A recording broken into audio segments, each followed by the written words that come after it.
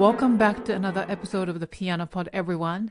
Today, I am beyond thrilled to welcome two extraordinary guests, Jarred Dunn, an internationally acclaimed pianist, researcher, and champion of Henryk Mikołaj Górecki's piano works, and Anna Górecka, a renowned concert pianist, professor, and the daughter of Górecki himself.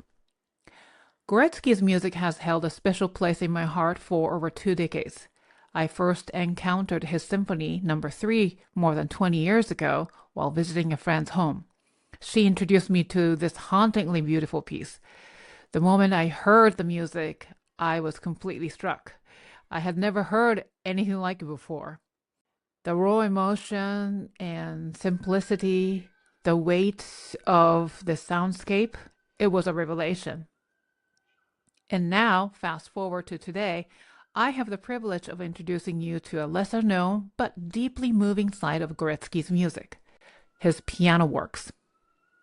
In this episode, we will explore the legacy of Henryk Mikołaj Górecki beyond Symphony No. 3. Anna's personal memories of her father, his creative process, his philosophy on music, and what he was like as a person. Jarred's journey, how moving from North America to Poland changed his artistry and deepened his connection to Górecki's music. The creation of their new album, Górecki's World of Piano, featuring a world premiere recording of an unpublished Górecki's piano works. The importance of intercultural collaboration and discovering new music. Henryk Górecki is widely known for his Third Symphony, but his piano works remain largely undiscovered by the mainstream audience. So today we are here to learn more about his vast musical contributions and legacy. But before we dive in, I want to take a moment to share something important with you. Creating this podcast, curating meaningful conversations, and producing high-quality content and growing our reach takes an incredible amount of time and resources. If you have been enjoying these episodes and believe in the mission of the Piano Pod, I invite you to support this work by becoming a paid subscriber on Substack at thepianopod.substack.com.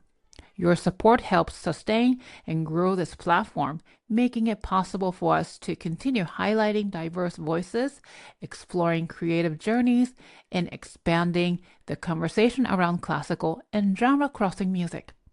Even a small contribution goes a long way. This episode is truly a special one. So, please sit back, immerse yourself in the world of Górecki, and join me in welcoming Jarred Dunn and Anna Górecka to the Piano Pod. Please enjoy the show.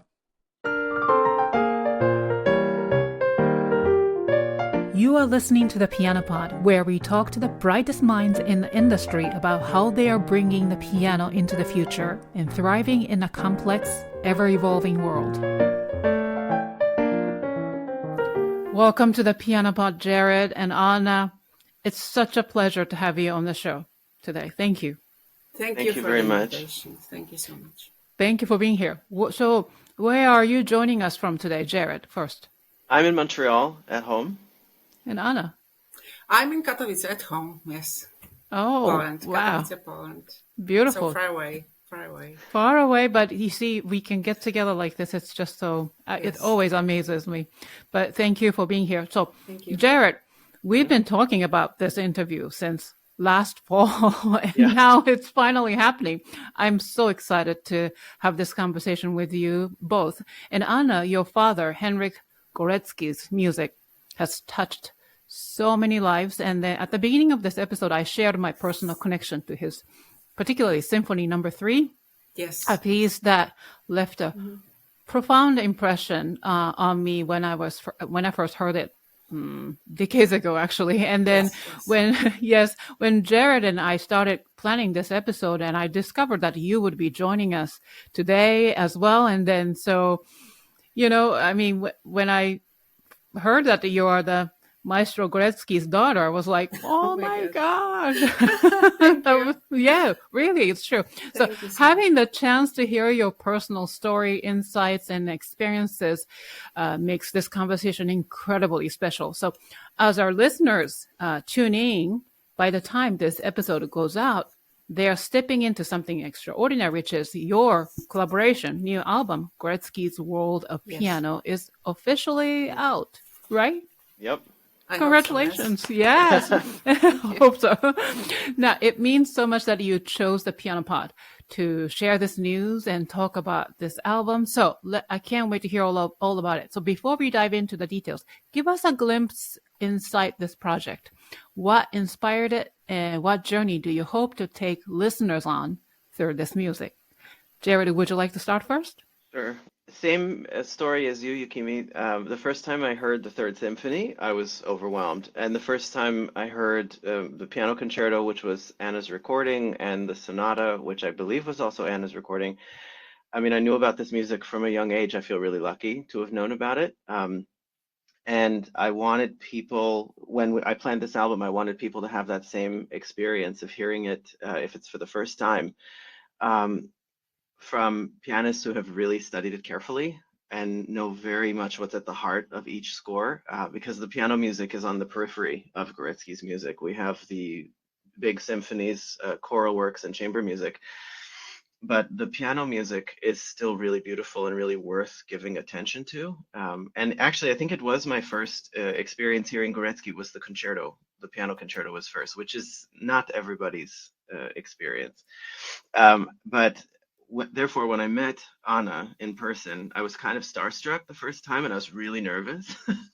And I have the same starstruck right now. Of course, yeah, because I know she'll probably hate that I'm saying this, so I'm going to skip over that point. But when we met, we formed really quickly a connection through, I think it was Chopin ballades and the Liszt sonata I was playing for her. Yeah, it was Liszt sonata. The first lesson was Yes. Liszt sonata.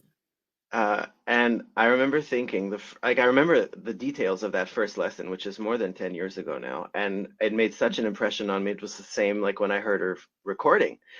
And this is what distinguished it for me, and I hope the listeners feel when they hear our album. It feels like you're hearing a live concert. It does not feel like a doctored recording. And the goal in playing it is to make sure the impression of giving a concert is maintained. That's what I love so much about recordings. I don't like so much editing. It's fine. Everybody at some point has to make an album with edits, but I vastly prefer just playing live and letting people hear the raw, unedited music. So back to the goal of the album, it grew out of my doctoral research, and then I got a huge grant to do it thanks to the Canadian Arts Council. So I approached Anna, and I thought, gee, she's done this so many times, so much Górecki. Why is she going to want to do another Górecki album? And to my surprise and delight, she agreed almost before I could finish the sentence. Yes, we can play together. It was amazing. So that the spirit of the cooperation has always been one of musical friendship and admiration for what music really is. So I consider myself very, very lucky. Wonderful. Anna, would you like to add anything? Yes, I remember our first lesson very well, too. I must say I was really impressed by his determination to change the whole life and to move to Poland. I was surprised because, I don't think here is something really worth ruining everything else. Yeah, but I was extremely happy because I felt during these lessons in Warsaw, it was a masterclass. I felt that we can do something together, something nice, and that he's very open-minded, and he's very gifted, and he would be a perfect student. So that happened, and we had several nice years, and Jarred's graduation was something really big, and he played really big repertoire, and really it was fun. Thank you, Jarred. Of course. Wow. So, you guys have this special bond as what it started as a teacher-student relationship, and now you guys collaborate together, and that's something that I really want to dig into later in the episode. But let's keep this conversation going with your father, Anna, Henryk Górecki, Mr. Górecki. So Yes. I'd love for you both to introduce us to him. Maybe, for some listeners, they may have not yet discovered his wonderful, amazing music. So not just as a composer, but as an artist with a unique musical voice. Anna, would you like to start? Yes, thank you. It's very difficult for me because I think most people start with Third Symphony, and I think it's a perfect way of getting closer to his music, of course, because it's the piece is extremely important and very touching, and the basic thing, I think. But I would recommend also Second Symphony for people who already love number 3 and want to have something more. I really strongly recommend Second Symphony, which for me is maybe his absolutely best piece. So, we are talking about piano music, and piano music is just a small percentage of his whole work. He was fascinated by the piano itself in his early years, and he dreamed about being a pianist, so he practiced a lot. There are, of course, some difficulties because of the family situation, and his mother died, and so on, and so on, and so on. We don't have to talk a lot about this now. But when he started his normal education, he started with the piano, and that was his first love. So he wrote a lot of virtuosic, big piano pieces in his early years, and all these juveniles are, of course, not published, but there is a big pile of music containing, for example, the 4 big piano concerto, very virtuosic one. Of course, it's far from his major style, but it's extremely important. A series of preludes, different program pieces. Yeah, and this very big piano concerto. So maybe one day, I don't know. Throughout his life, I think he considered the piano to be the closest instrument. And he always composed by the piano. He had a lot of favorite pianists, for example, Światosław Richter or Marta Argerich. Yeah, he was very fond of them. He watched all Chopin piano competitions in Warsaw. Every 5 years, he was, 3 weeks only with Chopin. He played the piano himself quite well. So I remember him playing Chopin mazurkas, Szymanowski mazurkas, a lot of Mozart, a lot of Bach, really, yeah. So piano was quite important, very important. And I think in his piano pieces, we can find the same tendencies, let's say it like this, the same way of shaping the form as in orchestral works. So I think there is the same tendency to use very distinct, sometimes even maybe extreme means to express himself. Very similar way of building the very expressive whole block of music, very dense and full of tension and emotions. So I think it's quite close, piano music, to the rest. Thank you for sharing. Jarred, would you like to add anything? I definitely agree with that tension and emotion and this blocks of music when it comes to things like piano sonata and toccata. This is the first repertoire that comes to my mind. But I loved researching all of this music for the purpose of the book that I've written, because these stories now coming from Anna are things that I've heard many times, and I feel closer to the repertoire because of it. And when I hear them told, I think it really makes a difference to the interpreter to know that information. Some composers, You don't want to know too much about their personal life. It helps you to just look at the music. And someone like Górecki, you need to know where he was coming from. I think that's a different case. You can play it, I think. I'm not an extremist. You can play it if you don't know these things, but it certainly helped me to learn from a direct source who knew him and understood how he worked and understood what he was aiming for in the music. And I think it gets us closer to understanding this music when we look at the enormous mass that he wrote for orchestra, chamber music, and choirs, and then see that this smaller portion of piano music is really very tightly related to it. Really? Yeah. And you are also, yeah, you mentioned that you're publishing the book very soon. And then that probably complements the album you just released, right? I think it's kind of a funny coincidence that they both happened in the same year. I haven't been bored for the last few years. I haven't had a lot of extra time on my hands. Writing a book and planning and recording an album of this scope and size has been a lot of work in a very short time.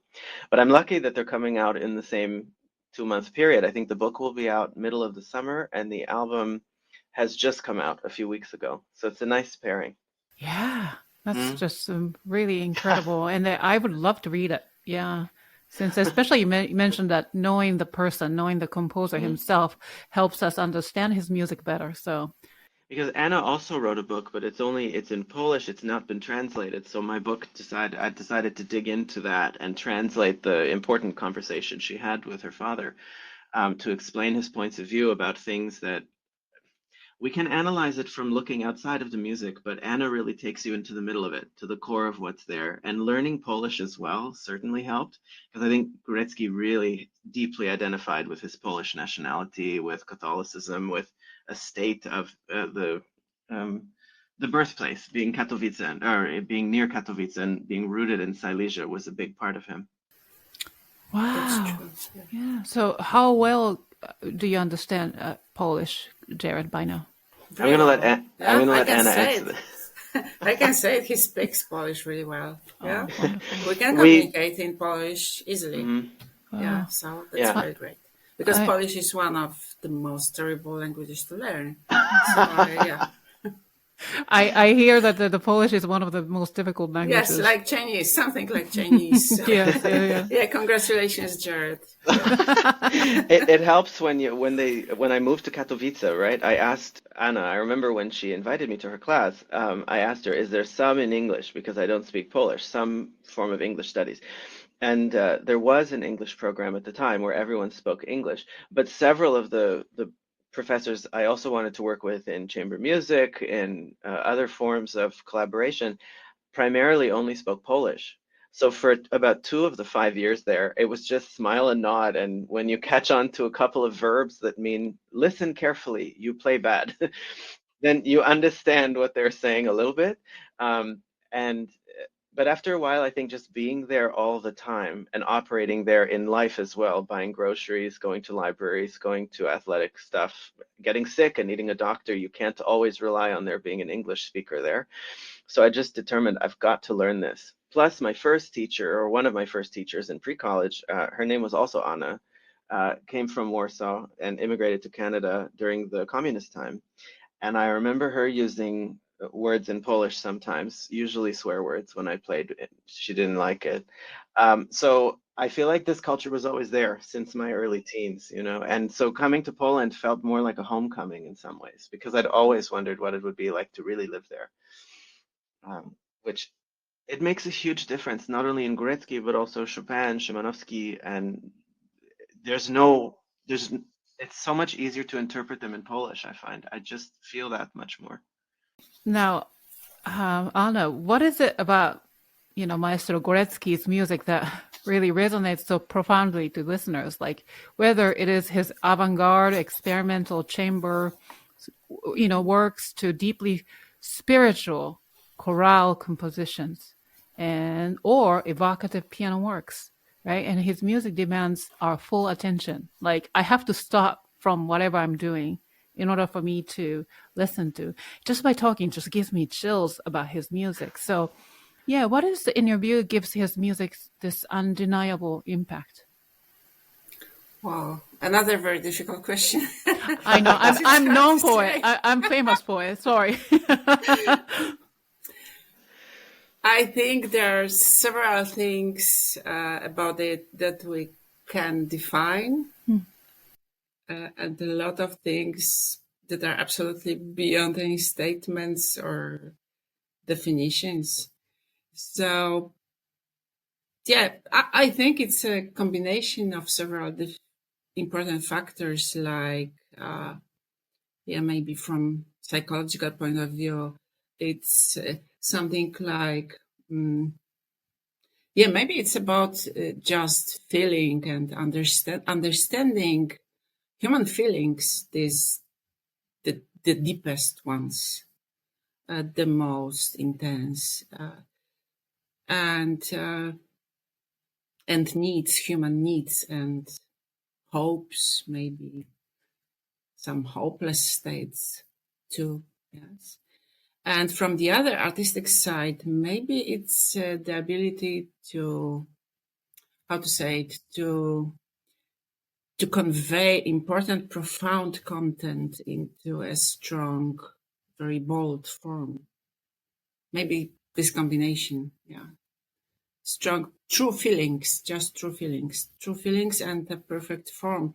And if you combine these two things, maybe there is a chance that would touch people somehow. So he was always extremely careful while preparing the work. So before composing, there was a long process of collecting sources, of making sketches, of reading books. So sometimes it would last for years even. And when all that stuff was completed, then he started the real work.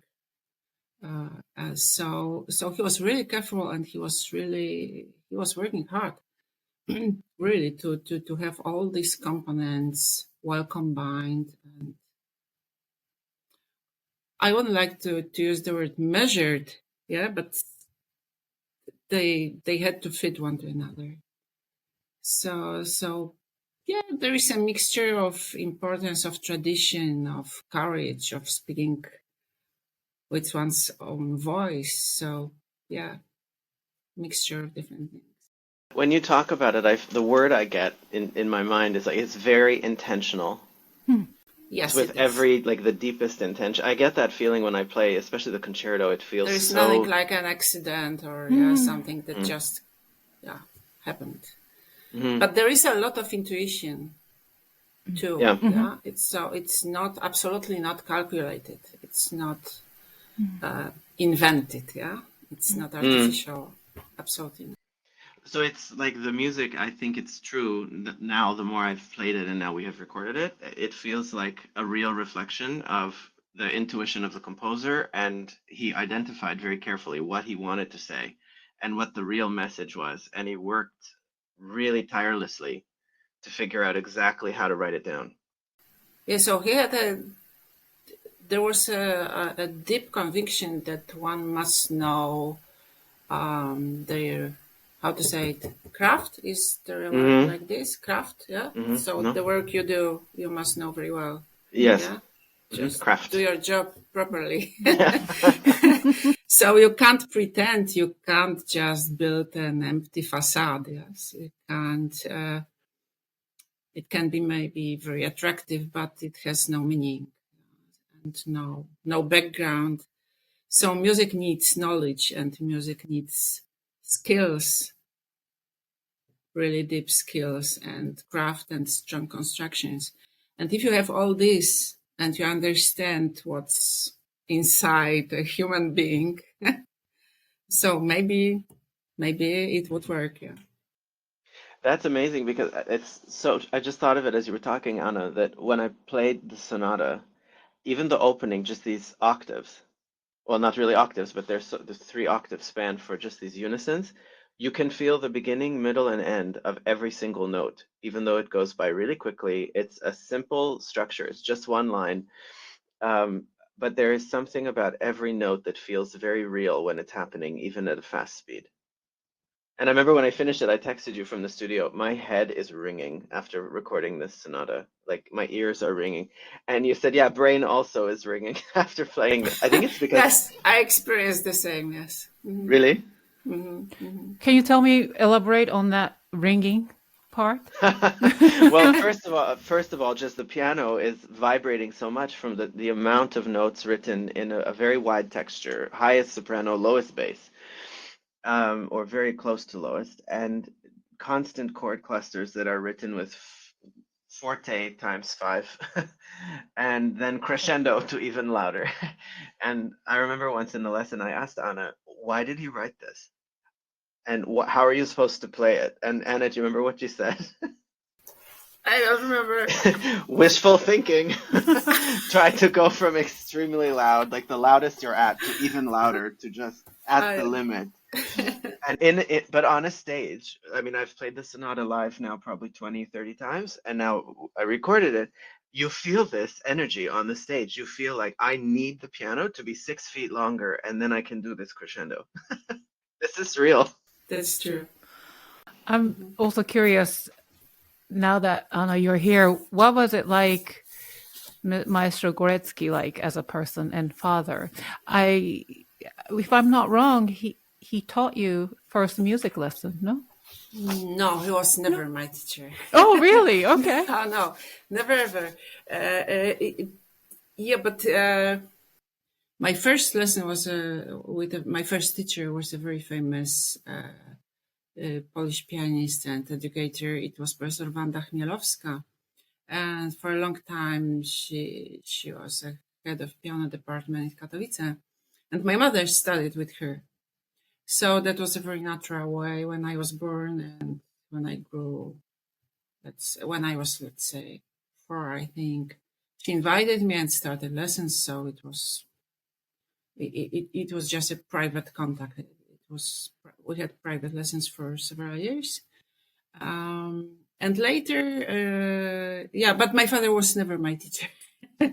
He was really involved in our lives, mine and my brother's life. He was a present father. Happily, he was really. He was interested in what we were doing, and he was also very demanding. But I think it was that was a blessing because he didn't accept wasting time on nonsense. We had to work hard, of course. We had to make progress, but there was nothing like a sick ambition, for example, that you have to win the competition or you have to win this. Never ever. He was never pushing us towards a success, let's say like this. So it was just about development, about learning, about gaining experience. So I think it was very healthy, really. And he was happy with all these passions, our passions, outside of music. So I was very interested in literature and I wrote a lot, and he was very happy about this. He read everything. So I think I had a healthy childhood. Yeah, but he was never my piano teacher. My mother was for a short time. Yes, she's a pianist. Your family has such a huge legacy of lineage of musicians, right? Yeah. Yes, my children are the third generation. Wow. Now, yeah. And I can say I'm glad that he was so demanding and wanting you to develop, because I can speak now as someone who studied with Anna for 5 years. She is the same. Every lesson you feel it must be better. It must be honestly better. And there was also no sense of sick ambition or pushing toward, at least in my case, toward a million big competitions. And if you don't win, the teacher will lose respect for you or stop pushing you in the direction that you should be going in. And I did a lot of competitions when I was studying with Anna, but they were all my idea. And she said, okay, if you want to do it, let's do it. And I feel very, very lucky that I had that 5-year period, because she also, every lesson, I remember a lot of details written on my scores and spoken. But none of them were about anything but just being with music, practicing music carefully, listening carefully, being sensible in how you work on music, not going to the practice room and just playing through your repertoire and then stopping a little bit over a couple of problem spots. But I remember a lesson in which I had played a bunch of Rachmaninoff preludes, and she just said, "Okay, day of honesty, you need to practice much slower. That is it." And then she just listened to me play slowly. And it was a really, I'll never forget this lesson because I had to demonstrate just how many possible ways I could play slowly and still be deeply connected to the root of Rachmaninoff. And there was no discussion about how to play one of them faster or one of them louder or one of them more so that a jury will like it at the competition. But it was just being in music. And I got the feeling, Anna, as you were talking, that this is something connected to also the way your father heard music and experienced it, because there was never this outside pressure coming into lessons. It was always just about the music. Thank you. Thank you. I'm very happy to to hear this, but I must say that Jarred was always, to say that he was always well prepared, that's nothing. He was really absolutely conscious of everything he wanted to do, and he knew everything about the composer, about the style, about really, yes. Thanks. So I remember these preludes. Yeah, you played them really. Yeah, I remember this recital at the end of the year, and this was really, really great. Yeah, so I was happy to have you as a student.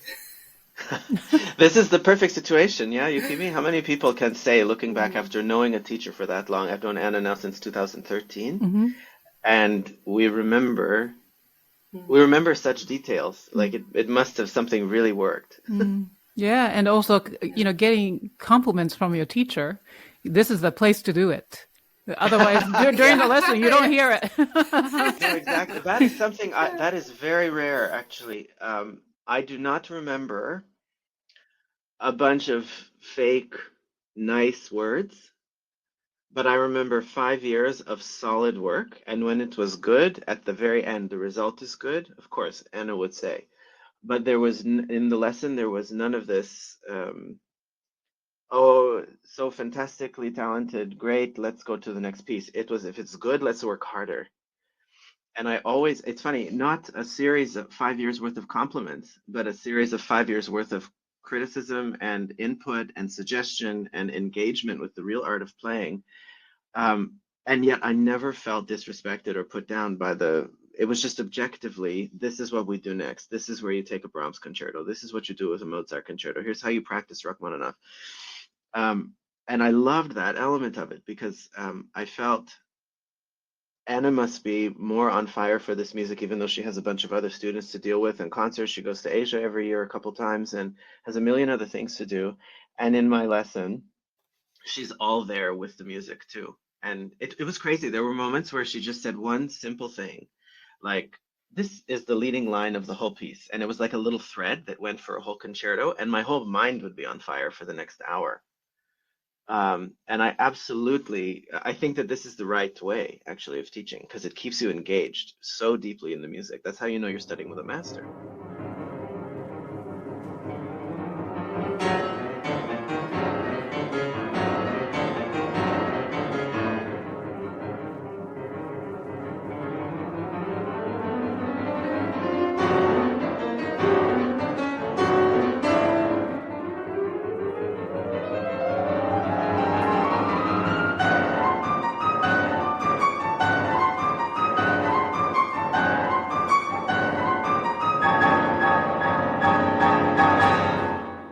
So, Anna, as his daughter, do you feel a sense of duty to continue his legacy in some way? And do you see your role in that sense? Yes, of course. I think my job would be maybe bringing his music as close to the listener as is possible. Of course, nowadays it's not easy because so-called new music, even if it's written 60, 70 years ago, or even 100 years ago, people are often just against it. And if there is a famous name, if there is a festival, if there is a special occasion, okay, new music is tolerated. But yeah, that's a sad truth. But if we don't have a lot of possibilities to play music like this, so every occasion like this one, Jarred, your idea of recording this, or some strange different places we can play it in. That's a blessing, of course. And what can I do? I think my greatest dream was to prepare his unpublished pieces and to prepare them to be printed and prepare them for the recording. So I had a moment of hesitation because it was a question: should I do this or should I not do this? So when I was preparing my book, I delved into these archives, and I found a lot of short pieces, complete short pieces, and some fragments of music that later created a cycle, for example, z Ptasiego Gniazda or something like that. So, of course, there was a question: would he like it or would he not like it? But I think there were some pieces so important, of such an importance, like Mazurkas, for example, a very important piece that was the first one from a planned big cycle. Unfortunately, this cycle was never completed. But we have this first long piece that gives us some insight into his intentions. And this is a perfect piece, just a complete piece of music, 9 minutes of beautiful music, simple but very, very dense. Yeah, just a few notes, but you are so tired playing this. And After yeah, 9 it's minutes, exhausting. you're so I exhausted. was I was less tired playing all of Chopin's mazurkas, and you play one piece. I Yes. think I play it in 7 minutes. I might be faster, which is might be bad. I don't know, but maybe because I was already thinking I'm going to be too tired. But Yeah. it's true. There are some moments in Górecki's piano music where you feel the space happen in real time, Yes. Yes, and that's this true. can be exhausting. There is a piece for violin and piano called Little Fantasia.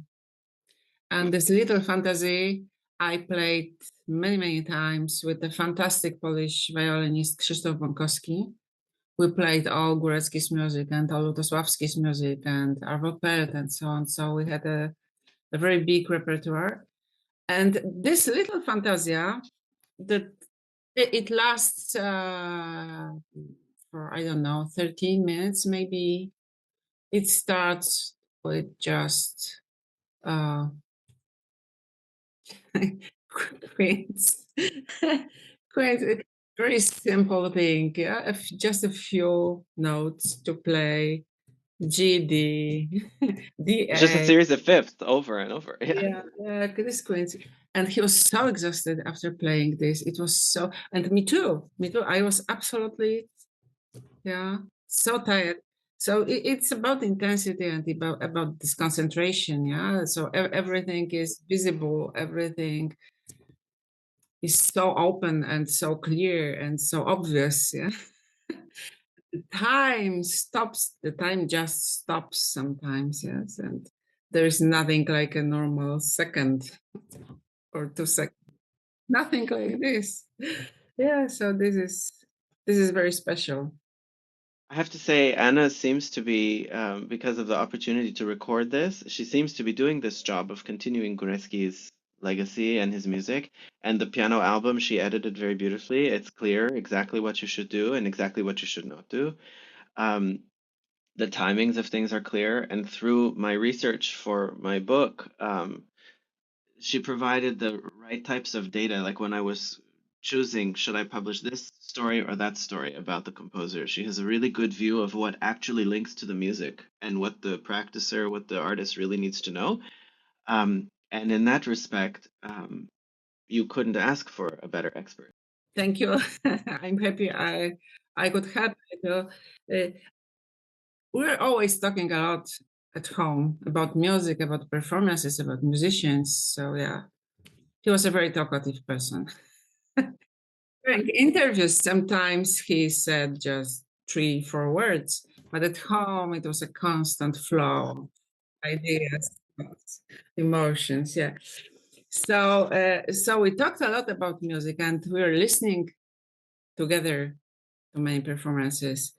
So I think he managed to pass on me his ideas about what he expected from musicians. So what he expected from performers of his music.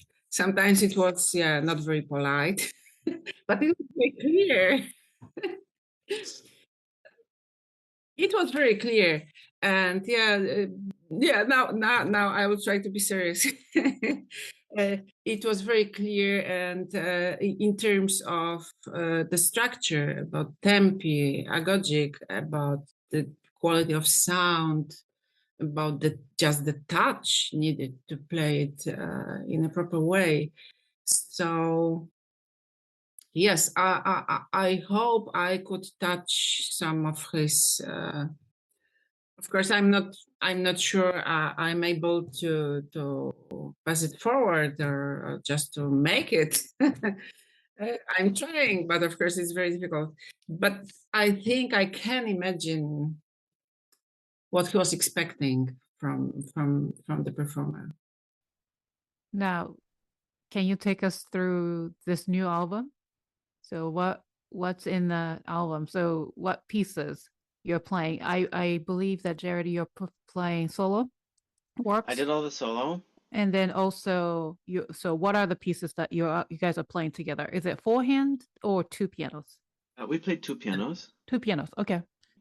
So we start with the toccata for 2 pianos, which is an early work, and then 5 pieces for 2 pianos, which is a serialist work, which is very interesting because when we sat down to rehearse it, we were on a jury of a competition, and in the evenings we were talking over dinner about how to play it.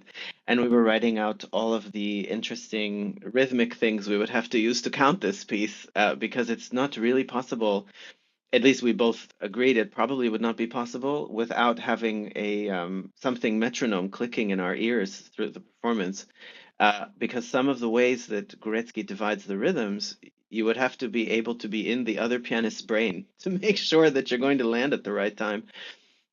So this piece initially, it looks very forbidding and very, very thorny to understand and to even begin to practice it. I had the impression the first couple of times of playing it through that I have worked for 3, 4, 5, 6 days, and then I take one day to practice what I have to do for my next recital. And on the day I come back to this 5 pieces, I have forgotten everything I was doing and how to do it all. It was like a black magic of some kind. I really didn't know what was going on.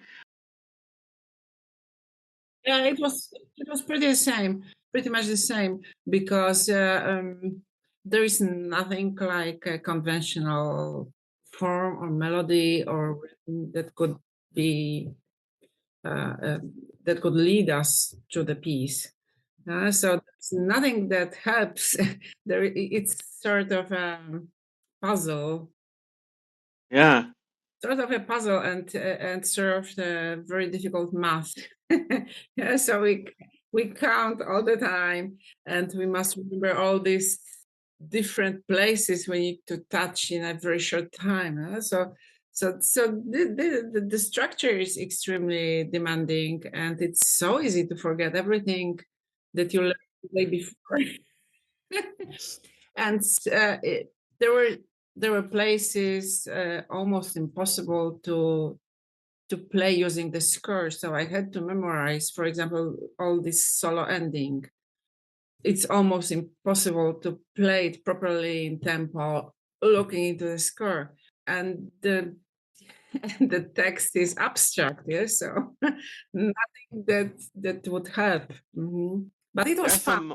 And It when I was was fun to record it. yeah, it was fun, really, because when I practiced by myself, of course, yeah, very demanding, very interesting, but that was not everything.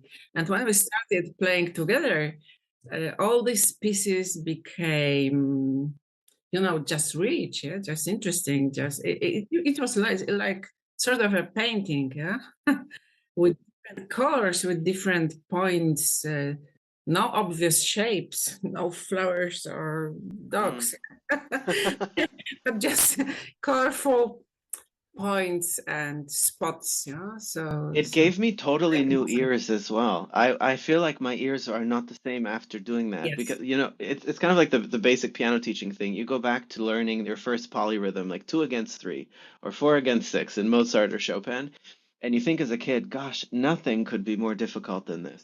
Nothing as a kid. And then you look at this score and you think, I have to subdivide a series of polyrhythms that are in not only my part, and each of the dynamic points on the highest level of the keyboard, the highest range is pianissimo. And then within the span of 30-second notes, you're playing fortissimo in the lowest bass. And then you have to move by a random interval to piano, and then to mezzo piano at another interval. And then wait a second while the next piano does something, and then come back and put a chord there that has nothing to do with what you previously played.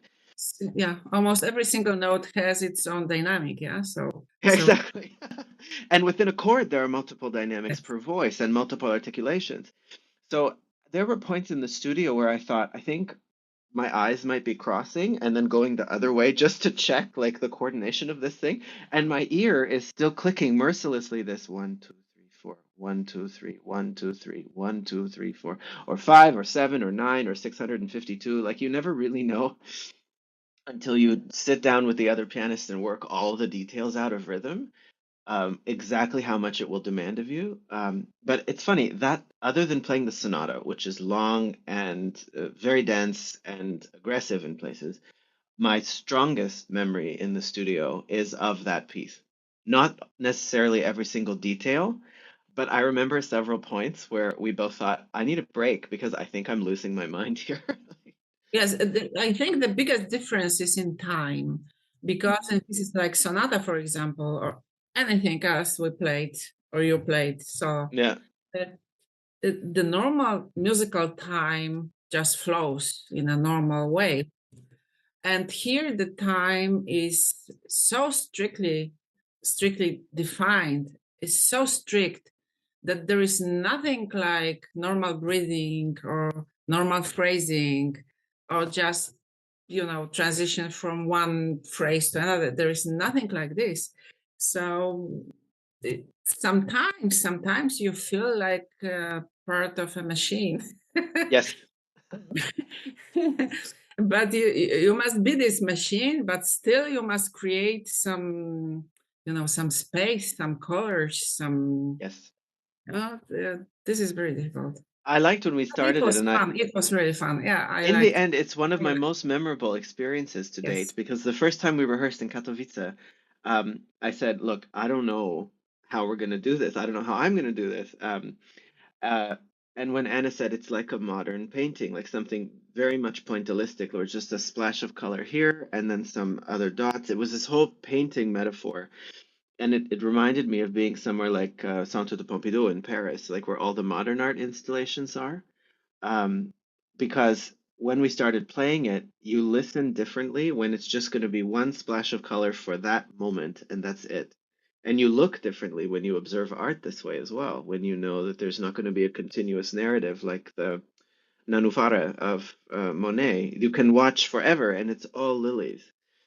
But a painting like this, or a sound painting like this, is a totally different approach to sound. And Górecki did it very, very rarely, right? He didn't, the only other thing was the three dodecaphonic pieces and some other serialist stuff for orchestra, but it wasn't his main expression. Yeah, this was in the 60s. Yes, that was a very strong wave of pieces like this, Scontri and so on. First Symphony, realistic. The first version of Songs of Joy of Rhythm was also very strict in terms of time. So segments that you should play, let's say 17 seconds, yes. And the second version of Songs of Joy of Rhythm is much more free. It's just, let's say, normal. Yeah? That's interesting. The paradox in this music, when the time is more tightly controlled down to the second, you feel it afterward when you listen. You can sit back and, for some reason, when I listen to our recording of this, listening to pianist-scholar of the five pieces, I felt so relaxed. Yes, me Listening, too. listening to the Because sonata. the effect is different, totally different from the process. Yes, the process Exactly, is yeah. extremely complicated and difficult and demanding. And when you just listen to these pieces, you see all these colors and shapes and shapes. Yeah, and that's beautiful. I had the feeling also. I have to give credit here to our sound engineer, Anne-Marie Sylvestre. She's from Quebec. She's amazing, and she knew exactly what to do with this, and right down to the last moments with the files before the album went to print. She was checking with me, and I don't know if she was checking with you, Anna, that the space between each piece, which is also calculated, is exactly the number of seconds that Górecki wrote. Yes, So yes. that in the end, Have the total three or time, two, yeah, 3 or 2 three or 5, seconds in between. Yeah.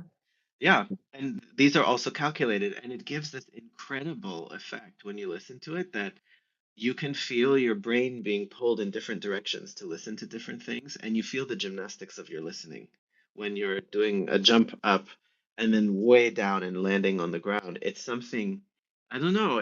I wish I could have spoken with Gretzky about exactly what he was doing in his, like what he was thinking when he wrote it, because some of it, as you practice, defies normal interpretation, let's say.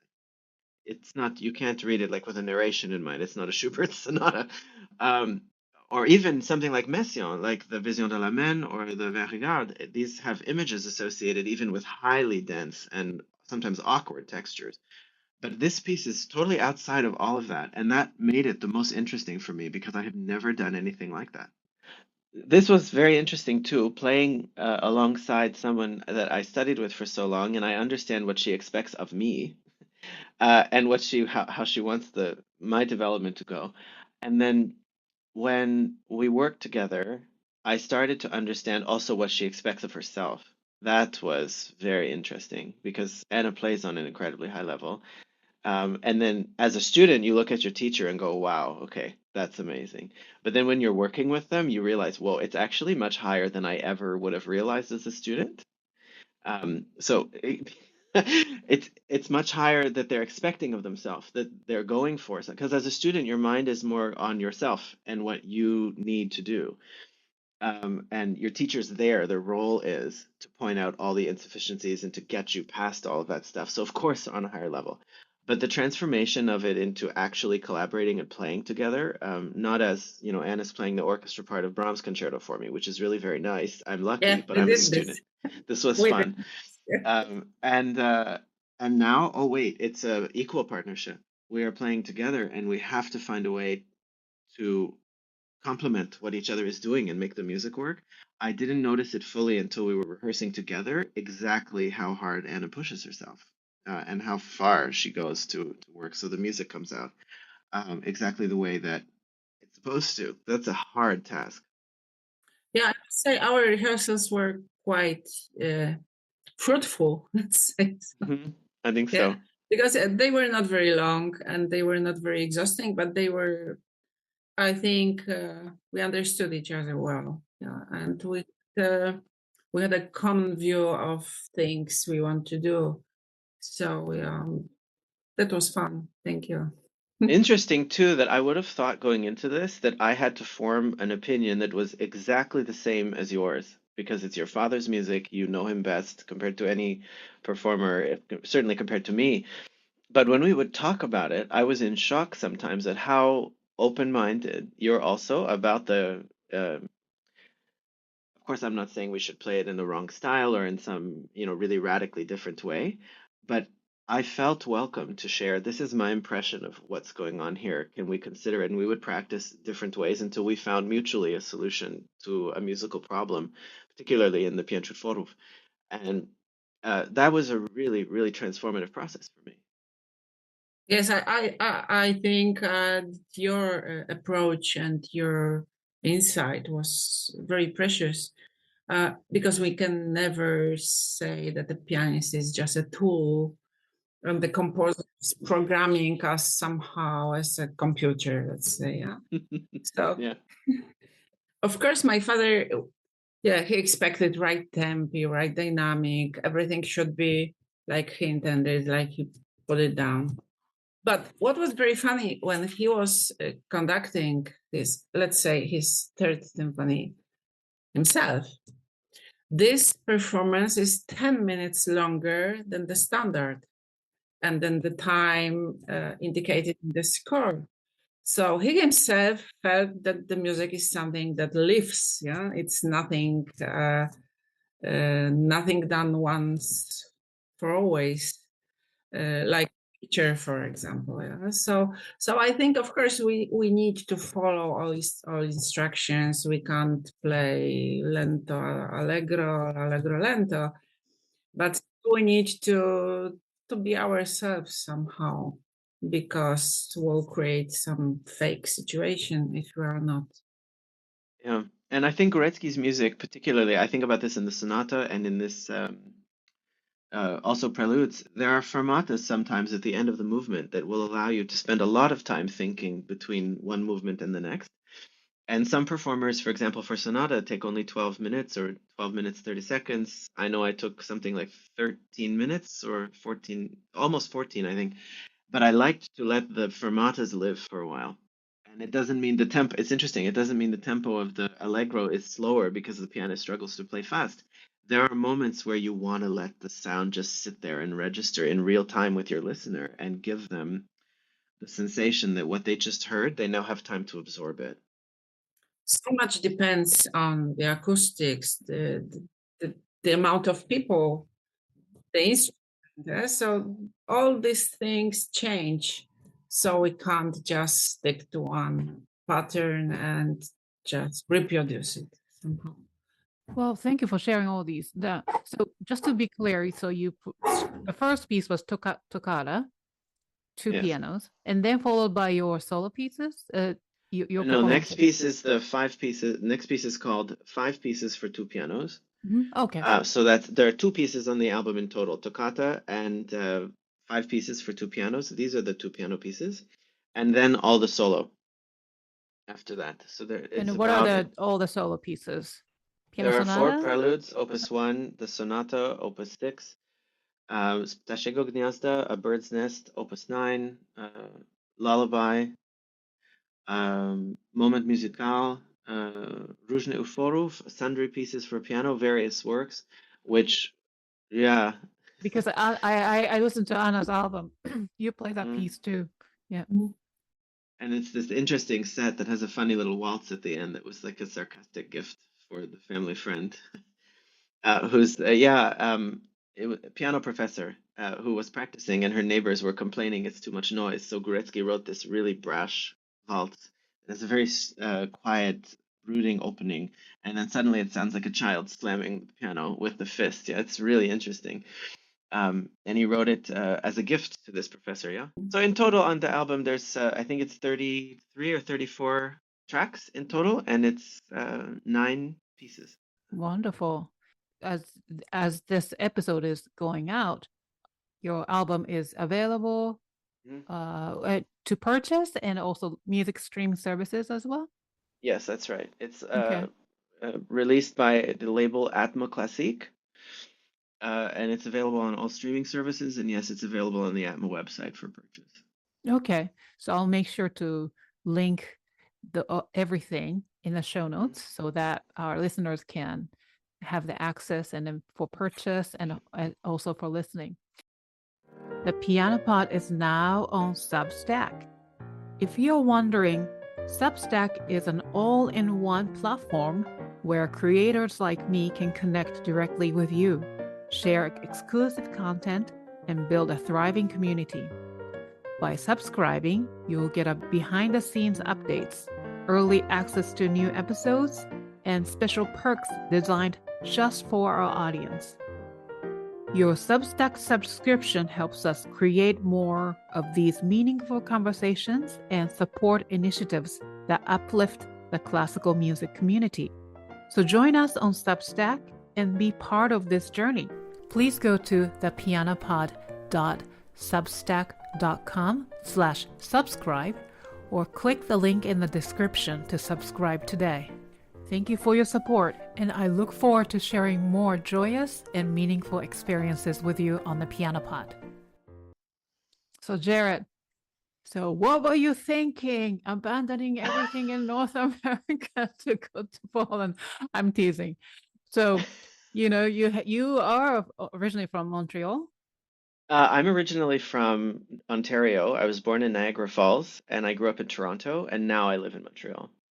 Got it. Yeah. And then you also studied in New York, correct? That's right. Yeah. Yeah. So basically your childhood and the extensive, studies are done in North America, Toronto and New although York. Canada and then of course America is two different countries and two different educational systems too. But then you moved to Poland, and what led you to study? Well, you mentioned briefly, but was Anna the deciding factor for you?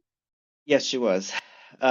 That's an easy answer. Her first lessons, not only mine about the Liszt Sonata and some Chopin ballades, but watching her teach other people at this master class, convinced me that this is what I needed and it would be good for me.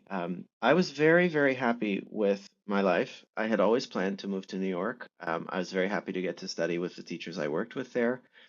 Um, and now I'm very lucky that on occasion I get to be back there teaching. For example, my last year, my first engagement of the year was teaching the piano seminar at Juilliard. That's a huge honor to be invited to give any kind of teaching there.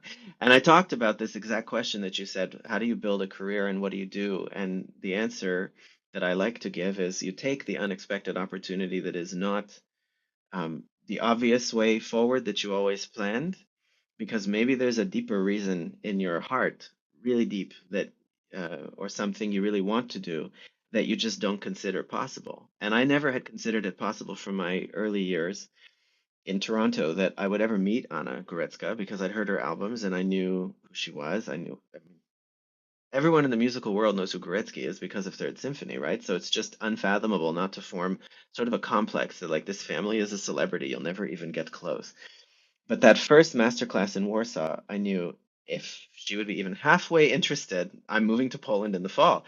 And so when she offered a place in her class, I don't even remember other than thinking, I've got to call my teacher. And I did. I emailed her and we chatted on the phone. And she said, you need to go. It's a fantastic opportunity. And then I moved out of my apartment, which was in the North Bronx, on Pelham Parkway, and I thought next year I'm just going to be going down into Manhattan for my lessons every day and planning to do competitions in Europe. And so I would always be going to JFK to get to Warsaw anyway, or to get to London or to Dublin or whatever.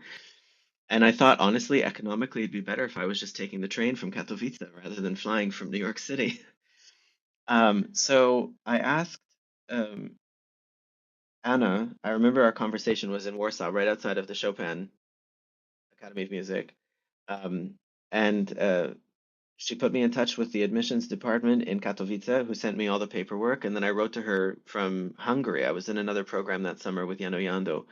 And I wrote to her 2 weeks later and I said, okay, so I'm coming to Katowice. And she wrote back, you're really fast. You're like some kind of high-speed train.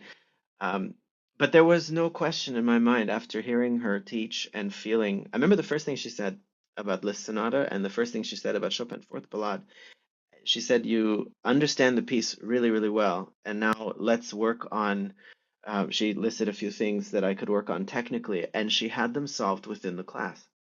And that's always interested me very deeply about piano teaching, that if you really know exactly what has to be done in order to make something work, you can solve issues that have plagued the person's playing for years in 5 minutes if you know how to do it.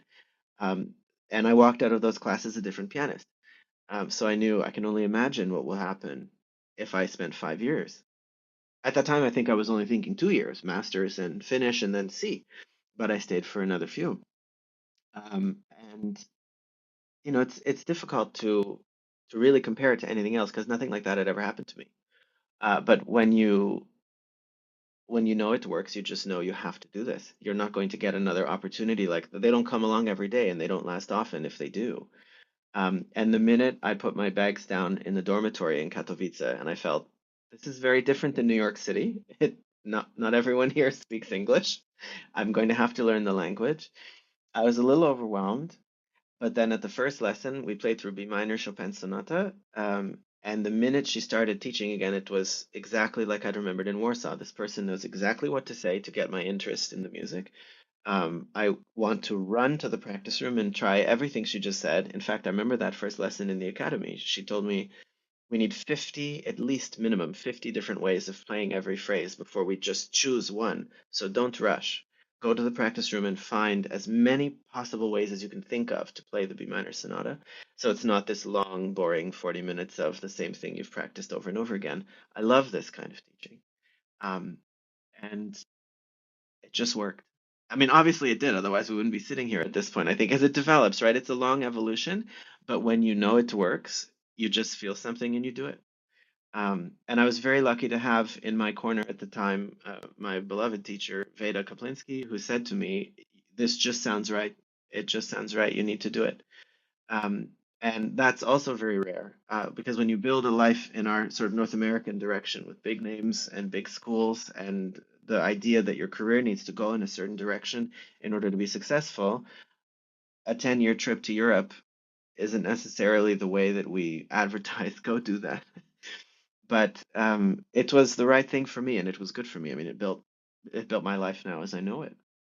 But looking So, at you, like, because I also teach too, and mm, young students, and the way this North America teaches or system, like competitions and everything, right? mm, As opposed to what you gained in 5 years in Poland.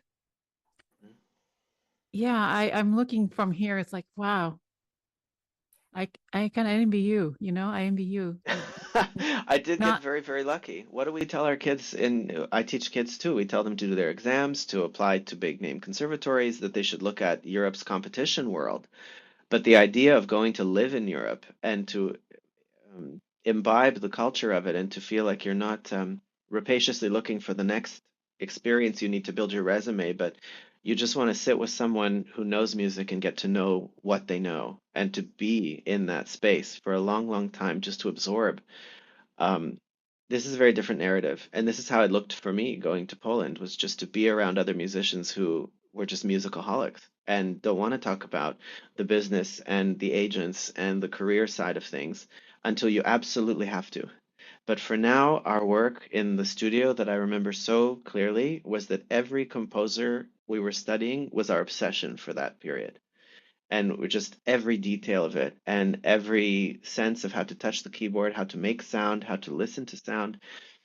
Of course, it changes you. It transforms not only as a pianist and as a musician, but you get the feeling that this teacher really cares about you, cares where you're going, and cares what's going to happen to you when you get there. So you better be ready.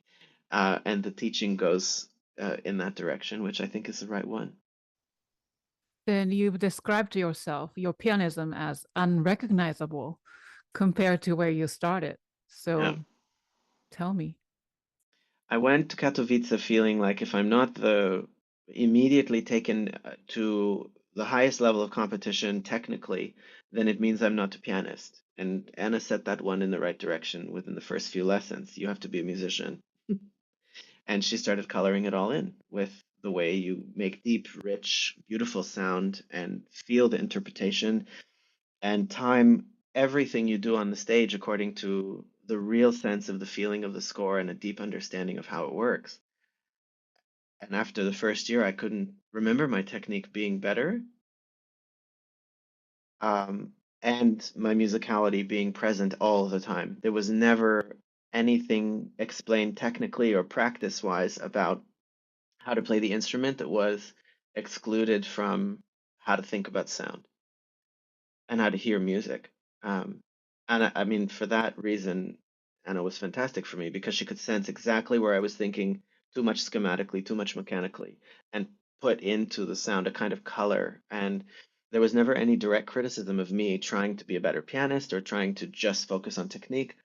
But I remember thinking after one lesson on a Chopin etude, it felt more deep and emotional and riveting than the last time I had played a Schubert sonata or a Beethoven sonata. It was just something really, really invested in the electricity of every single note and the feeling of playing it.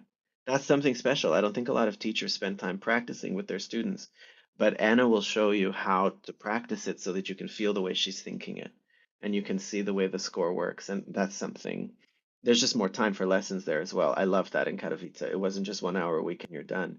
Sometimes 2, 3 hours. This was incredible. And I used to think, my God, now I teach all the time. I practice with my students. Like Anna taught, so I teach. And I used to think she's probably getting really bored of sitting through another lesson on a Rachmaninoff. We did the second concerto, and she turned to me smiling. I can have 100 lessons like this where we just practice, careful, and touch the piano perfectly, and think about the interpretation. And this was fantastic. Do you remember this It's on fun. Rachmaninoff second? Yeah, this That's is. true. Yeah, I'm really ashamed, yeah, to listen to all these things you're talking about. You are talking about me. Thank you so much. You're a perfect student. Yeah. So everything you say now is just a perfect example of someone who knows a lot about playing the piano and the music itself. So yeah. I must say I was blessed with great teachers, me myself. I had really great teachers. So first I had this old lady, Wanda Chmielowska. She was already retired when I started with her. And she was just an expert in teaching. There is a big book written by her, very important book used nowadays about the method and everything. So yeah, all these, positions and yeah. But I must say these lessons were very interesting because I was very small. I was 4 or 5. So it was dancing, singing, repeating after her, some improvisations, some technical exercises, some memorizing without the score. Yeah. So it was really nice. And later I had 2 great ladies. Later I entered a regular school and I had 2 very good, perfect ladies. And later I studied for 5 years in Katowice with Professor Andrzej Jasiński. And of course, this is of course a person that almost every pianist knows because he's a teacher of Christian Zimmermann and he's a very active teacher and he goes to master classes and so on and so on. And this was really great because he was someone who showed me how to organize the whole process of preparing a new piece, how to work technically, stylistically, formally. So everything was really well organized and very wise and very smart and very practical. And my last teacher was a fantastic Russian teacher, pianist, first of all, and teacher, Viktor Mirzhanov. I went to Germany to study with him for 2 years. And it was he who opened my eyes to new perspectives. And he forced me somehow to look for bold solutions, not to be afraid of doing different things, not to calculate, not to think about what someone could say about this, for example. So what I learned from him is that you can't calculate artistically. You must, of course, calculate acoustically, technically, but you mustn't calculate artistically. If you do this, you are done. Nothing will help you if you make some artificial puzzle or calculations. That's not the way. So he was great. Yes, that was someone very important to me. And I must say, maybe something that is also slightly different than in US or Canada is the whole the whole system of musical education in Poland, because I must say it's pretty well organized from the very beginning, because we start early with a full professional course. So we have 8 years of elementary school, then we have 4 years of high school, and later this university level, academic level. So this gives you 12 plus 5, 17 years of professional education. And we have two kinds of musical schools. So the first one is the general music, general music school. So that you have everything, math, biology, harmony, solfeggio, yeah, everything together, physics, chemistry, and piano. You go, you start at 8 o'clock in the morning, you have everything together. And so that's this general music school, and it lasts 12 years. And there is another sort of schools that you just go in the afternoon and have just music, so solfeggio, harmony, instrument, choir, orchestra, and all teachers must have full master degree. So no accidents, no mishaps should happen. That is, some level of professional curve. And even some students are getting the very good fortune to study with you in a high school. They had this opportunity, yeah? Yes, and I do. so you're professor of the academy. I really love teaching, yes. What we would call pre-college, which is basically like a privatized form of education, is in Poland part of the option for you to go to high school, basically. So you can go to a pre-college where for like what Anna is mentioning. And when I practiced with some of her students as like an assistant when she would go on tour, some kids are bringing Scriabin concerto to their normal high school piano lesson or a Beethoven sonata, That's or high school level is quite high, yes. Yeah, and this is just normal public music school, and then there's specialist music school as well. And these are options that you don't have to pay extra for the way you would pay to go to pre-college here. So this form of education is just baked into the culture for you. I know. There are a lot of competitions just for students. Yeah. For music schools. Mm-hmm. Because from where I stand, so I'm teaching this one gifted child, but it's, music student, it takes a village to raise one student. It's not just one piano lesson or one aspect of things. It just takes so much. But in order for this child to grow up to be a good musician, great musician, you have to have theory, this and that. So I have to outsource this student to different teachers because it's not in the system. You know what I mean? Mm-hmm. Yes, I know. So, which means only the privileged can have the access to things, or it just it costs also, right? So I don't want to complain too much, but but there is something special in Poland like this because music education is a very important part of the educational system. Absolutely. Yeah, but I must say it's just this musical little tiny island because the rest of the whole nation is absolutely not, let's say like this, not interested in artistic music. Yeah, it's not. It's the whole world is like this. It's like this everywhere. Yeah. Yeah, but teaching is fun. Teaching is really nice, and this is funny because, yes, indeed, I'm teaching. I have been teaching for ages now. If I think about this, it's a very long time, but I still have the feeling that it's the beginning and that I'm starting. I really don't. I really can't feel all these years. So I think it's. The more I teach, the more I like it. Because at the very beginning, sometimes maybe there was a bit of frustration. I wanted to achieve something quickly. I was hoping to teach everyone everything. It's impossible. It's impossible. And now maybe the expectations are different. My expectations are different.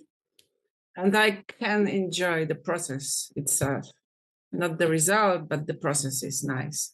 Even if the lesson is difficult, even if someone plays really, let's say, it's a poor level or something like this, the process is interesting. Finding solutions or trying to understand the student or trying to find the way to reach him somehow, him or her. So this is really an interesting job. Nice job. Yes. Although it could be really difficult sometimes, but it is Yes, a wonderful job. Yes. but But when it's students like Jarred, it's a pure pleasure. Yeah. oh wow. Oh, that's good to hear. I'm glad. One always thinks, I drove myself really hard. Like I worked a lot and practiced a lot. And now I teach a lot and I have a lot of empathy for other teachers. And you realize how much work goes into understanding a student when, especially if the level is not what you want to be working with, like, and you ask yourself, how am I going to reach them?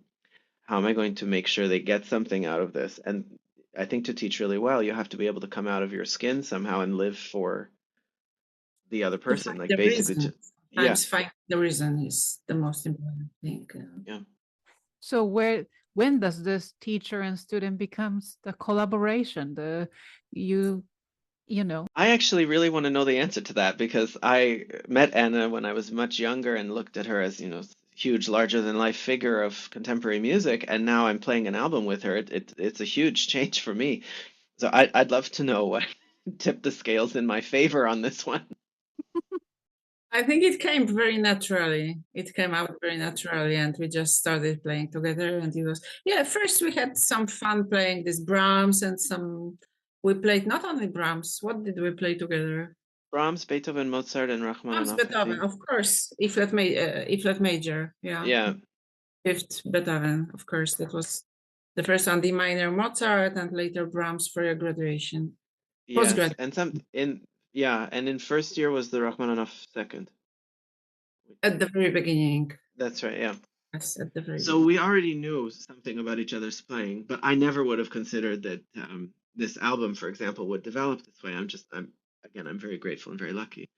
But yes, it developed over this 5 years, and then I did my doctorate on Górecki. I was writing on this, and then it became a more intensive focus on just this composer for quite a few years.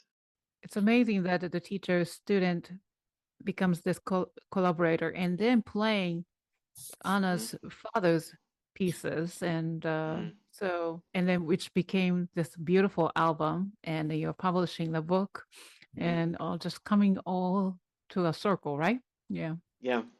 Yeah, that's sort of a circle. Yes, that's right. Cool. Yeah. Isn't that what teaching is all about? I think so. Yes, you're right. Yeah. Yeah. Yeah. Well, we are almost coming to an end of our discussion, but hmm. Jarred, moving to Poland completely changed the trajectory of your career in a most wonderful way that you couldn't even imagine at the beginning, right? Yeah. I'm sure. But so, what advice would you give to young musicians about stepping outside their comfort zones and embracing artistic risks, for example? It's where all the fun really is, and all the adventure of life is there. I never would have dreamed of this conversation if you told me the day after I heard the recording of Piano Concerto by Górecki for the first time. Someday you'll be sitting with the composer's daughter after you made an album with her, talking like friends and artistic colleagues. I would think the person was on some very strange drug, and that's not possible for a little child living in Niagara Falls, Canada. It's not an artistic mecca, and I never would dream of this in my wildest dreams. But when the choices come up that you can feel life is really calling you in a certain direction, and it's because it's unexpected, I mean, provided it's safe, take the risk. Because I never would have dreamed of this conversation, and yet it's now something that defines my artistic life. And I really think to focus on something this closely and with this degree of specialization on one composer to learn the language, to meet the family, to discover new pieces of music, and then to get to record it for a good label with a really great artist you get to work with. This cannot happen without those risks. It's not part of the normal narrative of life. As Anna said a little bit ago, it's hard to imagine why someone would move to Katowice and uproot their whole life from living in New York, and where you're going in a certain direction with a certain group of people. Maybe Katowice is not exactly the city everyone thinks. You're going to go there in order to build your life. But I kind of, looking back on it, and now based on where I'm at, I love that it works this way.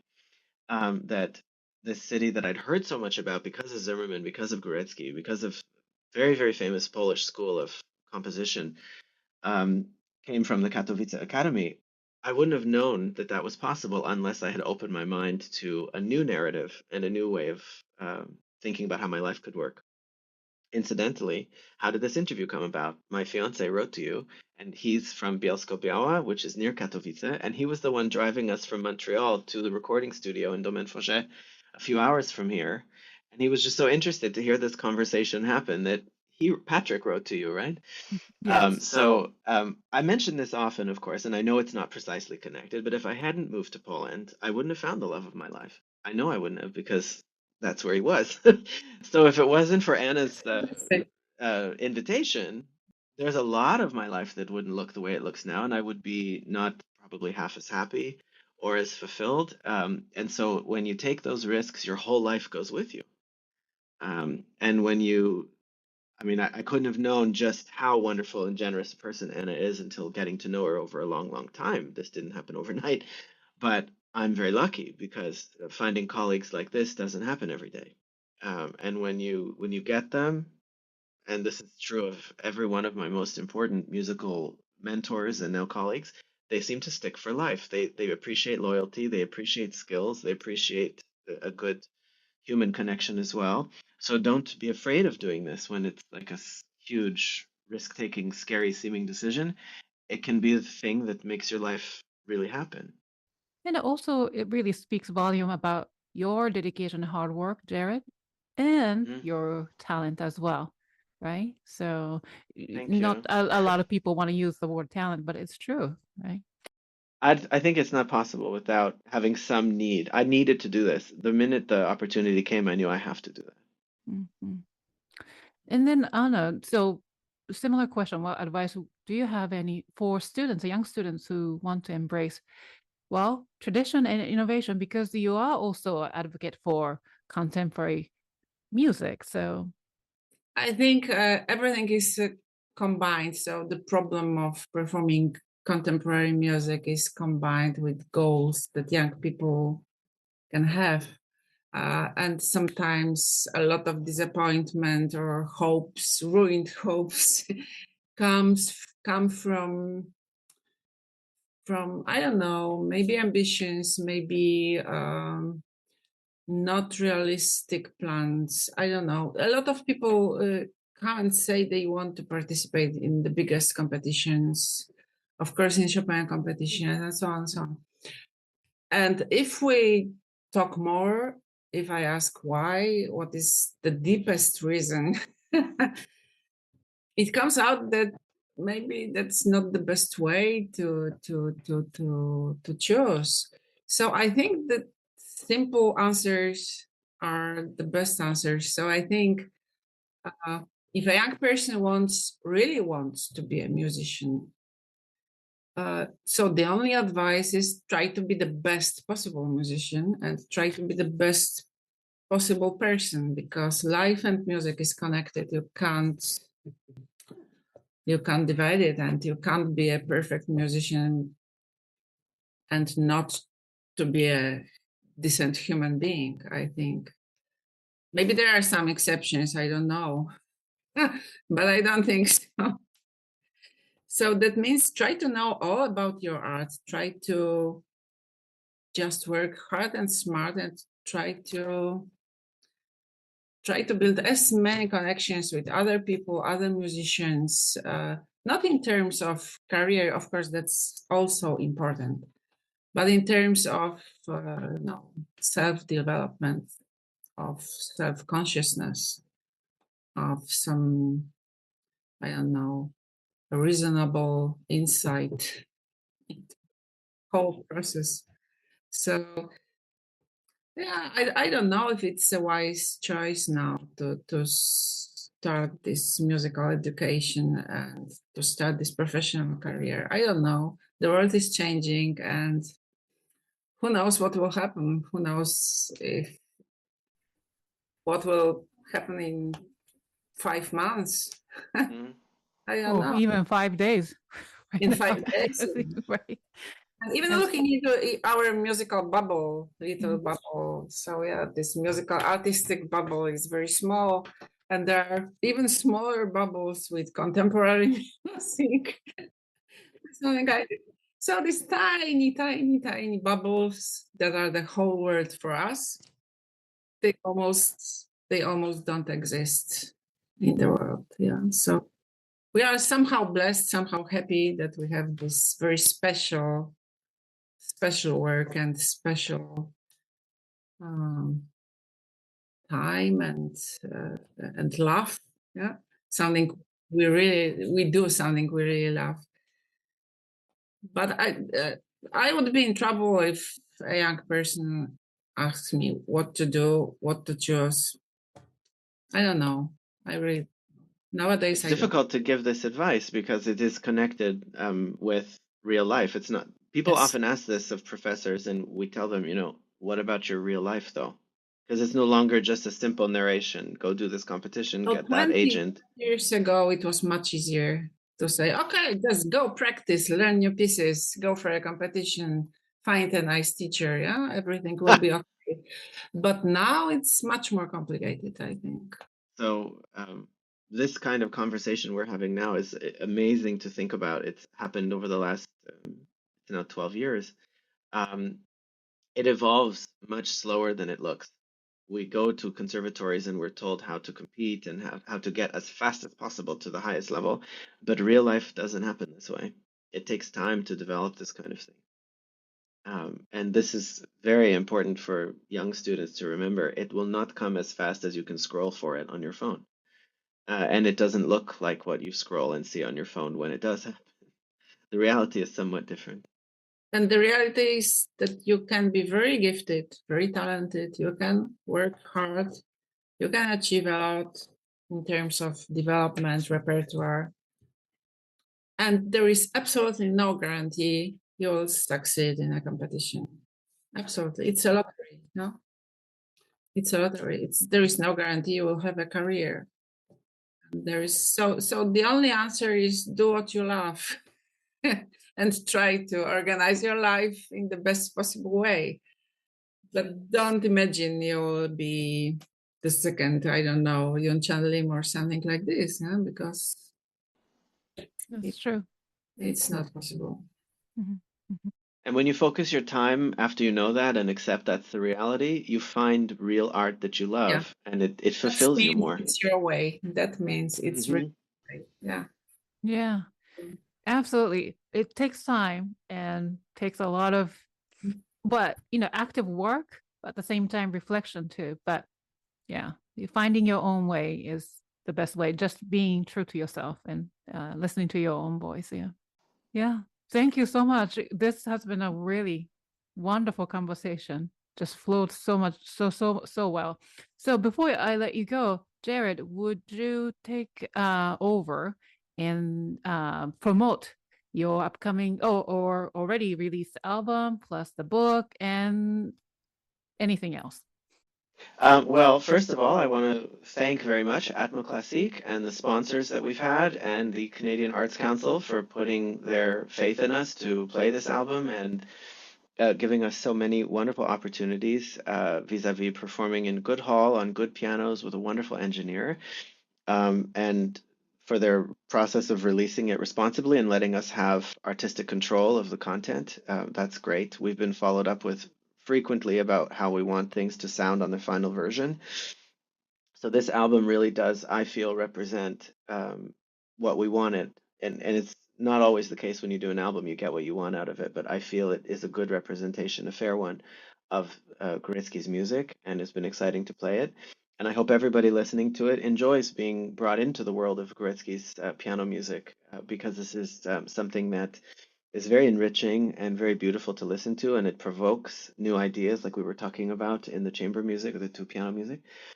And then my upcoming book is called Górecki's Solo Piano Music, and it is published by Rowman and Littlefield / Bloomsbury Press. It's coming out in a couple of months. And that is on all the solo piano music, a commentary on the sources and translation of Polish primary sources about Górecki's music. And I feel that it will really add something new to the research landscape about Górecki, his music, and piano literature in general of the 20th century. So thank you very much, Yukimi, for giving us the opportunity to speak with you today about our work, about Górecki, and for sharing with your audience all the work that we've been doing. It's a great pleasure and an honor. Yeah. Thank you. Thank you for joining. That wraps up this episode of the Piano Pod. A heartfelt thanks to you, Anna and Jarred, for joining us today and sharing your incredible stories and insights and expertise with such joyful and authentic vibes. So to our wonderful audience, you can learn more about Jarred and his work by visiting his website at jarreddunn.com. It's all in one word. And to learn more Anna Górecka, please visit górecka.pl, and please start listening to their newly released album, Górecki's World of Piano, on all streaming services. And of course, thank you to our wonderful listeners and for tuning in. If you enjoyed today's episode, please give it a thumbs up and subscribe to the Piano Pod on YouTube. And don't forget to share and review this episode on your social media and tag the Piano Pod. For the latest piano news and updates, be sure to follow the Piano Pod on Substack, TikTok, and LinkedIn and Instagram. I will see you for the next episode of the Piano Pod. Thank you, and bye, everyone. Thank you so much. Thank you.